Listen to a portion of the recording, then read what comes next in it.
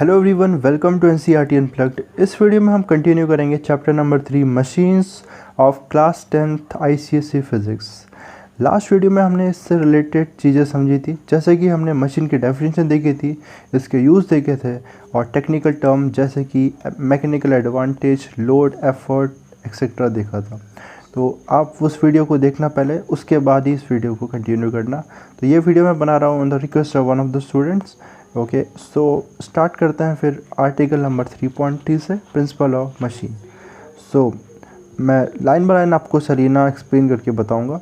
Okay, so when energy is supplied to a machine by applying the effort, it overcomes the load by doing some useful work on it. तो जब भी हम energy supply करते हैं एक machine को, effort लगाते हैं, तो वो क्या करते हैं, वो मशीन एक लोड को ओवरकम करता है, यूजफुल वर्क करता है लोड पे। Okay, the point at which the energy is supplied to a machine by applying the effort is called effort point, and the point where the energy is obtained by overcoming the load is called the load point। ठीक है, तो जिस point पे effort लगाया जाएगा उस point को हम एफर्ट पॉइंट बोलते हैं, और जहाँ पर लोड को ओवरकम किया जाएगा और उसी को हम क्या बोलेंगे, लोड पॉइंट बोलेंगे। ओके, सो नाउ देखो, तो इनपुट एनर्जी क्या हो जाएगी, हमें पता है एनर्जी और वर्क इक्विवेलेंट होता है, तो इनपुट एनर्जी क्या हो जाएगी, work done at the effort point. Effort point में कितना वर्क किया गया, और हमें पता है कि वर्क डन का फॉर्मूला क्या है, फोर्स इनटू डिस्प्लेसमेंट। यहाँ पर फोर्स हो जाएगा एफर्ट और displacement of the point of application of the effort. तो जिस पॉइंट पे हमने एफर्ट अप्लाई किया उसका कितना डिस्प्लेसमेंट हुआ। अभी मैं एग्जांपल से, पुली के एग्जांपल से इस पॉइंट को क्लियर करूँगा। ओके, तो सिंपल सी बात है, एनर्जी जो हो जाएगी इनपुट एनर्जी, वो एफर्ट इनटू डिस्प्लेसमेंट हो जाएगी, displacement of the effort point. Okay, now output energy क्या हो जाएगी, सिमिलरली एनर्जी अगेन वर्क के इक्विवेलेंट होती है, और वर्क हमें पता है फोर्स इनटू डिस्प्लेसमेंट होता है। इस केस में जो फोर्स है वो लोड है, और जो डिस्प्लेसमेंट है इसमें लोड का, जिस पॉइंट पे डिस्प्लेसमेंट लोड लोड लग रहा है, ओके, उसका कितना डिस्प्लेसमेंट हो रहा है। ठीक है, ओके, पुली के एग्जांपल से इसको हम समझते हैं।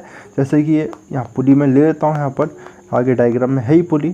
ओके, तो यहाँ पर मैं ड्रॉ ही कर दूँगा। तो यहाँ पर देखो, जस्ट अ सेकेंड। ओके, मैं ड्रॉ करता हूँ पुली को, ऐसा ढूंढना थोड़ा डिफ़िकल्ट हो रहा है। सो देखो यहाँ पर, जैसे कि यहाँ पर क्या है, पुली है ना, ये पुली है। तो मैं क्या कर रहा हूँ, यहाँ पर मैं एफर्ट लगा रहा हूँ, यहाँ पर एक पर्सन है वो एफर्ट लगा रहा है, तो एफर्ट पॉइंट हो जाएगा। तो ये एफर्ट पॉइंट का कितना डिस्प्लेसमेंट, इसकी बात करिए, ये जैसे इस पॉइंट पे लगाना हो, इसका कितना डिस्प्लेसमेंट हुआ है। और लोड यहाँ पर है, तो ये लोड पॉइंट जहाँ पर लोड कनेक्टेड है, ठीक है, जहाँ वर्क एनर्जी कंज्यूम होगी या रिजल्ट जो वर्क मिलेगा हमें, ओके, यूजफुल वर्क मिलेगा, ये कितना मूव करेगा, दिस इज़ लोड पॉइंट। और कितना डिस्प्लेसमेंट होगा, that is the displacement of the load point. Okay, so I hope इससे ये क्लियर हो गया होगा।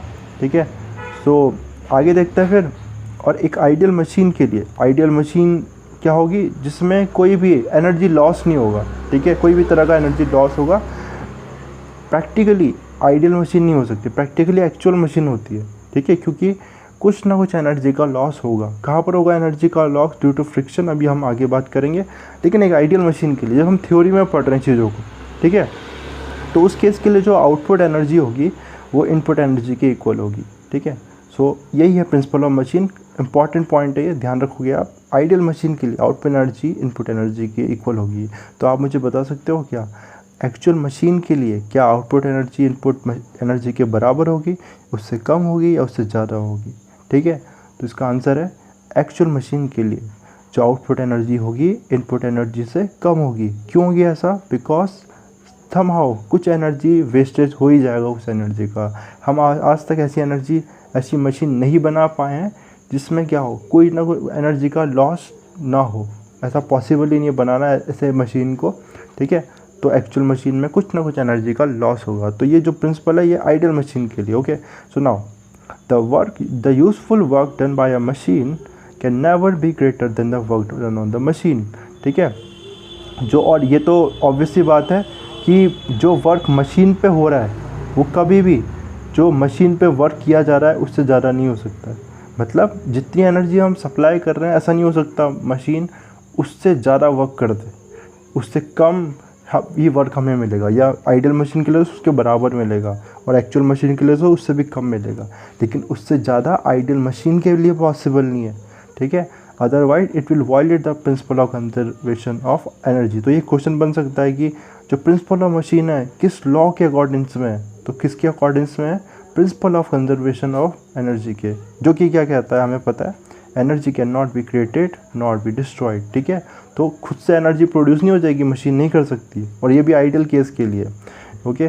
और एफिशिएंसी क्या हो जाएगी, अगर आउटपुट एनर्जी और इनपुट एनर्जी बराबर है आइडियल मशीन के लिए, तो हमें पता है एफिशिएंसी का फॉर्मूला क्या है, output energy upon input energy, इसलिए वो 1 हो जाएगी, ठीक है। सो देखो, इसलिए आइडियल मशीन के लिए भी एफिशिएंसी 1 से ज़्यादा नहीं हो सकती, 1 के इक्वल होगी। आइडियल मशीन की बात करते हैं। An ideal machine is that in which there is no loss of energy in any manner, hence, ठीक है। तो आइडियल मशीन क्या होगी, मैंने आपको अभी बताया, जिसमें किसी तरह का लॉस ऑफ एनर्जी नहीं होगा, okay. Now here the work output is equal to the work input, that is the efficiency of an ideal machine is 100%, ठीक है। तो वर्क आउटपुट वर्क इनपुट के बराबर होगा और एफिशिएंसी 100% होगी। एक्चुअल मशीन की बात करें, so in an actual machine the output energy is always less than the input energy, indicating that there is some loss of energy during its operation. Actual machine में क्या होगा, output energy हमेशा ही input energy से कम होगी, और इसका मतलब क्या है, हम एनर्जी तो 100 सप्लाई कर रहे हैं, लेकिन आउटपुट में हमें 80 मिल रहा है। ये 20 कहाँ गया, 20 लॉस हो गया। लॉस होगा एनर्जी का, रीज़न क्या है, उसके 3 रीज़न है, उनको देखते हैं। पहला पॉइंट है the moving parts in it are neither weightless not smooth, ठीक है। तो जो मूविंग पार्ट हो गया मशीन के, जैसे पुली में रोप हो गई, ठीक है, तो यहाँ पर ये फ्रिक्शनलेस नहीं बना सकते हम इसको, कुछ ना कुछ इनके बीच में फ्रिक्शन होगा, ठीक है। तो यहाँ पर भी एनर्जी का लॉस होगा। The string in it is not perfect elastic, तो जो स्ट्रिंग है जिस पे हम फोर्स लगा रहे हैं, जैसे कि पुली के केस में जब लोड लगाया तो क्या हुआ, ये क्या हो जाएगी, इसमें जब लोड लगाने पे इसका लेंथ साइज़ बढ़ेगा, ओके। तो लोड हटाने पे क्या ये साइज़ वापस से रिगेन हो जाएगा, नहीं, कुछ ना कुछ क्या होगा इसमें, 100% हो ही नहीं सकता है कि उसमें चेंज ना है उसके साइज़ में, परफेक्टली इलास्टिक नहीं हो सकती कोई भी स्ट्रिंग, कुछ ना कुछ एनर्जी कहाँ लॉस होगा, ये इसकी लेंथ को इंक्रीज़ करने में, ठीक है। बहुत मिनिमम होगा वो, बहुत कम होगा, बट होगा, ठीक है।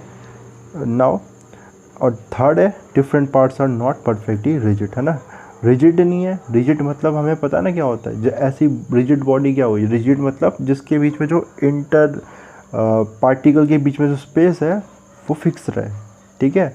लेकिन फिर से जैसे मैंने बताया अभी, स्ट्रिंग के केस में भी परफेक्टली कुछ ना कुछ क्या होगा, चेंजेस आएंगे उसमें, बहुत माइक्रोस्कोपिक चेंजेस होंगे, ठीक है। मे बी हमें ऑब्जर्व भी ना हो, बट आएंगे चेंजेस, तो एनर्जी वहाँ भी वेस्ट हो जाएगी। तो इन तीनों पॉइंट पे ही एनर्जी वेस्ट होगी, ठीक है।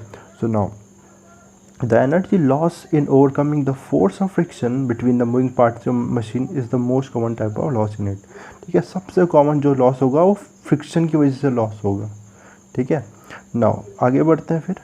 If a machine is at 80% efficient, ये बहुत अच्छा क्वेश्चन है, ठीक है। अगर आपसे कोई बोलता है कि एक मशीन है वो 80% एफिशिएंट है, तो इसका क्या मतलब है, इसका मतलब है कि 80% जो एनर्जी उसको सप्लाई की जा रही है, 80 उसमें से 80% ही वो क्या कर रही है, यूज़फुल वर्क कर रही है, बाकी का 20% वो वेस्ट कर दे रही है, ठीक है।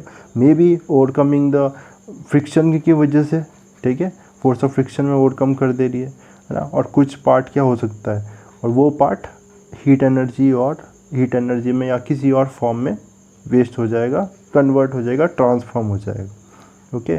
तो इम्पॉर्टेंट पॉइंट था ये आइडियल मशीन्स को लेके। नेक्स्ट जो टॉपिक है, नेक्स्ट जो पैराग्राफ है, this is also very important, and this is the relation between mechanical advantage, velocity ratio and efficiency, ठीक है। तीनों ही टर्म के बारे में हम ऑलरेडी डिस्कस कर चुके हैं, आप प्रीवियस वीडियो में जाके इन दोनों टर्म के बारे में समझ सकते हो, ओके। सो देखो मैं डायरेक्टली अब आ जाता हूँ डेरिवेशन में। देखो एफिशिएंसी का हमें पता है ना, एफिशिएंसी का जो फॉर्मूला है वो वर्क आउटपुट अपन वर्क इनपुट है। वर्क मैंने आपको बताया था अभी, फोर्स इंटू डिस्प्लेसमेंट होता है। जब आउटपुट वर्क की बात करेंगे तो इसमें जो फोर्स होगा that will be the load, and the displacement will be the load, displacement of the load.